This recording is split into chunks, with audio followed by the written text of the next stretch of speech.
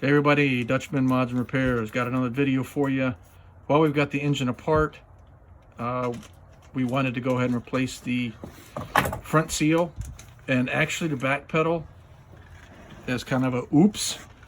When we were putting this back together, again, the timing cover back on, there is a timing, oh my gosh, I don't know, I can't remember the name of it right off the top of my head. Great position too. It's a metal plate with various spokes on it, and it has to do with crank position. It's tied into the crank position sensor here. There is a specific way that has to go back on the crank. Okay, you can get it 180 out and your vehicle won't start, or I imagine if it did, it would be rough. Anyhow, we got everything, we got this all back together again here, and it was like, oh wait, did we put that on correctly? And to be fair, my son said, yeah, Dad, I put it on right. And I laid awake at night before I fell asleep thinking, oh my gosh, did we or did we not? What we ended up doing is we were able to get a little scope, and you might be able to get a small flashlight, and we were able to shine up just on the other side of that seal and see the underside of the writing that said this side out. Okay, and that lets you know which side that little piece of that plate has to go in there. So just a little tidbit there on that. We're going to replace this seal, so let me hit the pause button and we'll come back to you, show you how we're doing it. So what we're going to do is just get a flat tip screwdriver, and you want to be really careful as you're prying this, because you don't want to, once it comes loose, you don't want to scour or score the seating surface. And they make you know, special little, whoops, come back out, because you're gonna score the surface if that pops. They make special tools you can get for doing this, but if you just kind of, okay, you got that pretty good, Philip, go ahead and come around this side here, and let's kind of work different sides of it.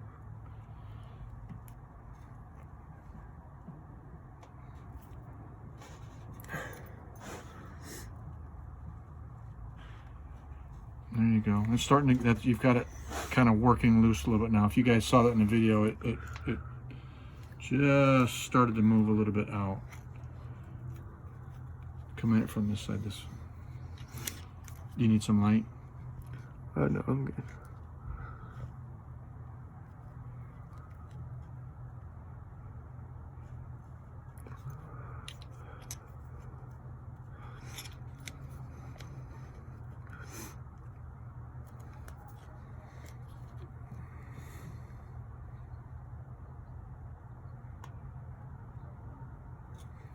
It's coming.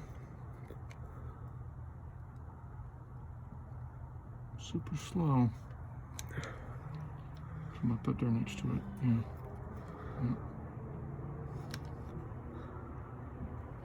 There you go. Sweet. All right, you just want it nice and easy. Roll that out there, and then that's what you got. And of course, there's our bonus clip for you. The outside, right? So we're gonna get this all cleaned up. We'll come up here and wipe this all down really good, and then we'll show you how we put the new one in. All right, so just to clean it up, I used a little bit of brake clean,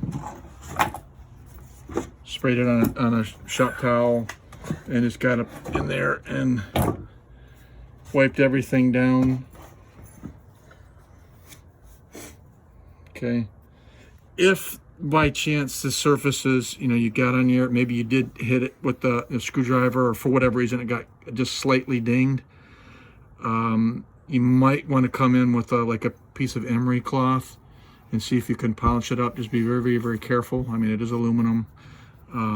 It's still a tight fit. You just, what you don't want, you would be okay if the marks were kind of like this way, but anything forward and back would be pretty big deal, right? Because that would be hard to seal, and you might get a leak through there.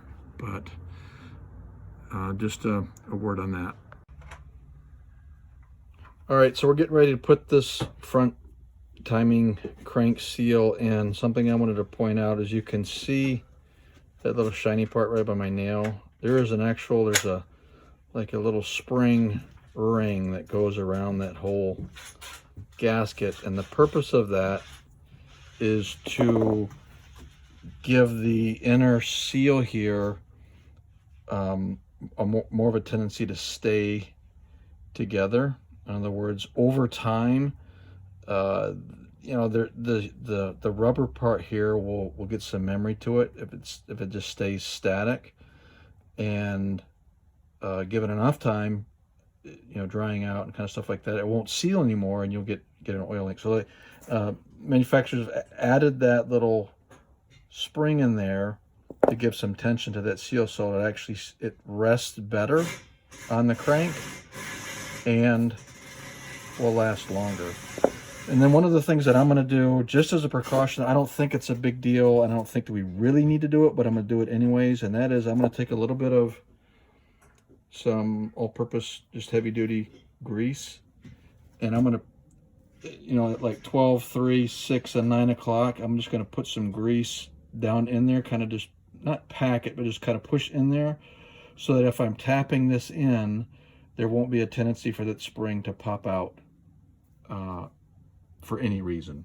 Might be overkill, but I'd rather know that that thing's staying in there and that I didn't accidentally pop out, and then I've got another problem down the road. So just something I consider.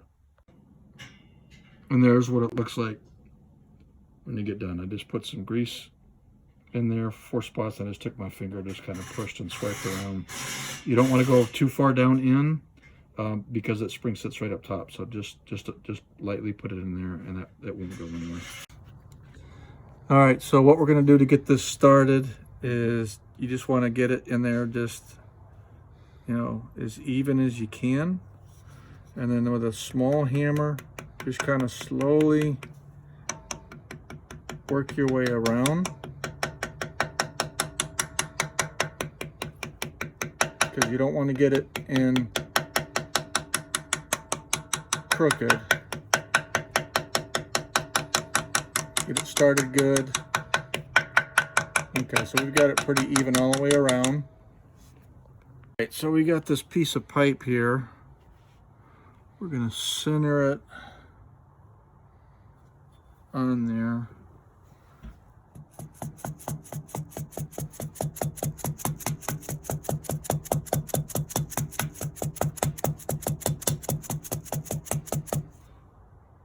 Almost there.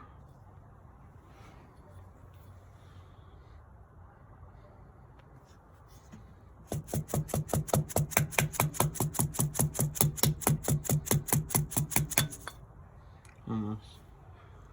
This side's close, this side's not quite in yet.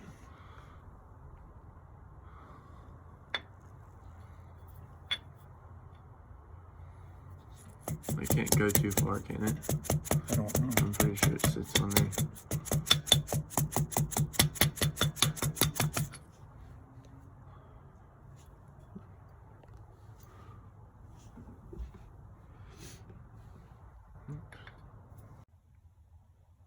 So there's a point of reference when you're putting this timing cover front crank seal in. There's a factory measurement from the back of the plate. I believe you can basically I think it references, sorry for the wibbling around here, but this surface here, it actually would not be that surface.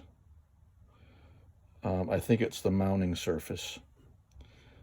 Back to where the front of the seal rests. I may have that, you know, the reference or the point of reference completely wrong, but it's basically like 1.3 inches. And right off the top of my head, I can't figure out, I'm not sure how many millimeters that is. It's going to be 30 something. 34 millimeters or so, somewhere in there, I believe. But what we did is we took the K20 and we went and just took a square and measured that from this outer surface here to where this seal is resting. And you know that's factory, and it's about 1/4 of an inch. Okay, so right to that, right to the edge. And just for some transparency's sake, yesterday when we were putting this seal in,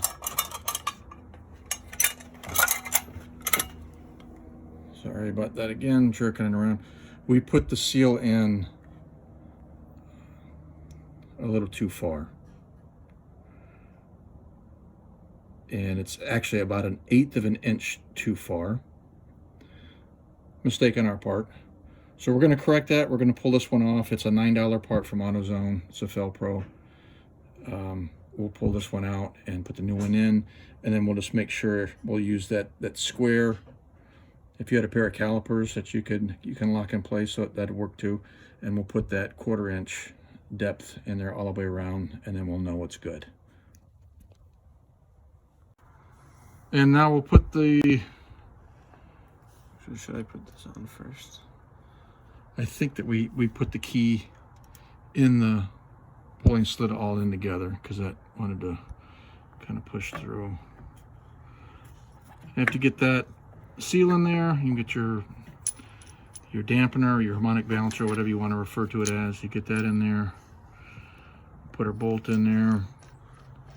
And that puppy gets tightened down to a factory spec of 191 foot-pounds.